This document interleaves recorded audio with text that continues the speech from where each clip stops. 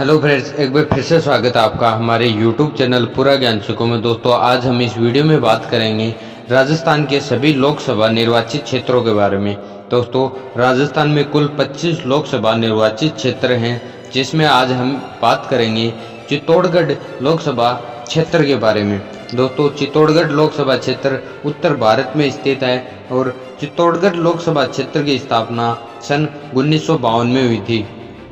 आपको बता दें कि चित्तौड़गढ़ लोकसभा क्षेत्र के अंदर कुल 8 विधानसभा क्षेत्र आते हैं, जिसमें मावली, वल्लभनगर, कपासन, बेगू, चित्तौड़गढ़, निम्बाहेड़ा, बड़ी सादड़ी और प्रतापगढ़ शामिल हैं। दोस्तों, वर्तमान समय में यहाँ से जो सांसद हैं वो हैं चंद्र प्रकाश जोशी, जो कि भारतीय जनता पार्टी के उम्मीदवार हैं और जो 2019 के लोकसभा चुनाव में यहाँ से सांसद चुने गए थे।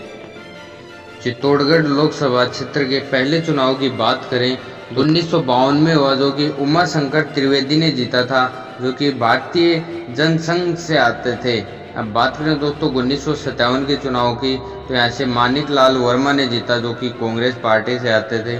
और 1962 के चुनाव में भी यहाँ से मानिक लाल वर्मा ने ही चुनाव जीता, जो कि कांग्रेस पार्टी से आते थे। दोस्तों, 1967 के लोकसभा चुनाव में यहाँ से ओमकार लाल बोहरा ने चुनाव जीता, जो कांग्रेस पार्टी से आते थे। अगला चुनाव जो हुआ वो 1971 में हुआ, जो कि विश्वनाथ झुंझुनवाला ने जीता था, जो कि भारतीय जनसंघ से आते थे।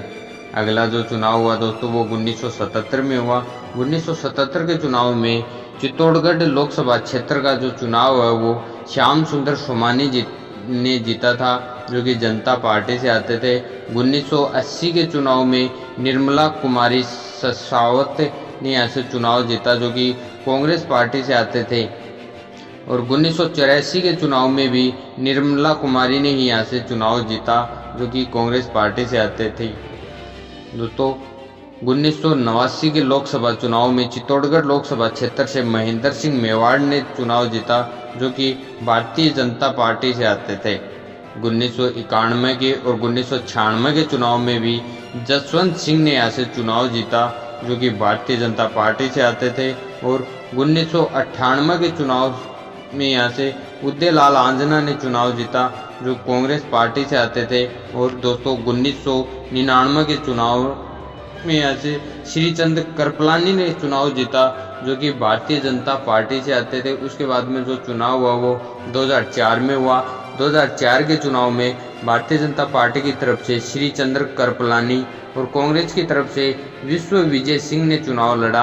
अब बात करें यहाँ 2004 में कुल वोटों की, तो भाजपा के श्रीचंद्र करपलानी को 3,75,385 वोट मिले और वहीं कांग्रेस के विश्व विजय सिंह को 2,39,615 वोट मिले। इस प्रकार चित्तौड़गढ़ लोकसभा क्षेत्र का 2004 में चुनाव भाजपा के श्रीचंद्र करपलानी ने 1,35,770 वोटों से जीता।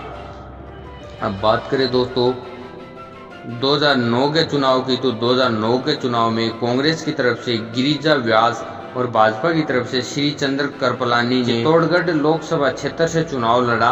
बात करें यहाँ कुल वोटों की, तो गिरिजा व्यास को 3,99,663 वोट मिले और वहीं श्रीचंद्र करपलानी को 1,26,885 वोट मिले। इस प्रकार 2009 का चुनाव कांग्रेस की उम्मीदवार गिरिजा व्यास ने 72,778 वोटों से जीता। अब बात करें दोस्तों 2014 के चुनाव की, तो 2014 के लोकसभा चुनाव से भाजपा के उम्मीदवार चित्तौड़गढ़ से चंद्र प्रकाश जोशी और कांग्रेस के उम्मीदवार गिरिजा व्यास के बीच में मुकाबला हुआ। अब बात करें यहाँ कुल वोटों की, तो चंद्र प्रकाश जोशी को 7,03,236 वोट मिले और वहीं कांग्रेस के उम्मीदवार गिरिजा व्यास को 3,86,379 वोट मिले। इस प्रकार चित्तौड़गढ़ लोकसभा क्षेत्र का चुनाव 2014 में चंद्र प्रकाश जोशी ने 3,16,857 वोटों से जीता।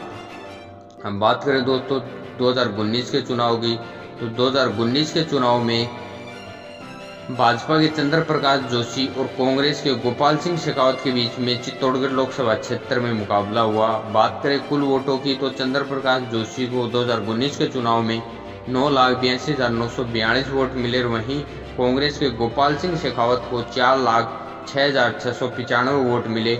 इस प्रकार चंद्र प्रकाश जोशी ने 5,76,247 वोटों से 2019 के चुनाव में बड़ी जीत हासिल की। तो दोस्तों यह थी 1952 से लेकर 2019 तक की चित्तौड़गढ़ लोकसभा क्षेत्र के बारे में जानकारी। अब देखना यह है कि दोस्तों 2024 के चुनाव में भाजपा यहाँ पर चंद्र प्रकाश जोशी को ही टिकट देती है या नई किसी उम्मीदवार को चुनाव लड़ाती है। और कांग्रेस की तरफ से तो तय है कि यहाँ पे दूसरे किसी उम्मीदवार को चुनाव लड़ाया जाएगा, क्योंकि जो उम्मीदवार थे गोपाल सिंह शेखावत वो 2019 के चुनाव में यहाँ से हार गए थे। इस वजह से अब नए उम्मीदवार को यहाँ पे 2024 में उतारा जाएगा। दोस्तों अगर आपको वीडियो अच्छा लगा हो तो वीडियो को शेयर करें, और आप किस ज़िले से आते हैं, आप अपने ज़िले की लोकसभा क्षेत्र के बारे में जानकारी चाहते हैं तो कमेंट करें, और चैनल को सब्सक्राइब नहीं किया है तो प्लीज़ सब्सक्राइब करें। धन्यवाद।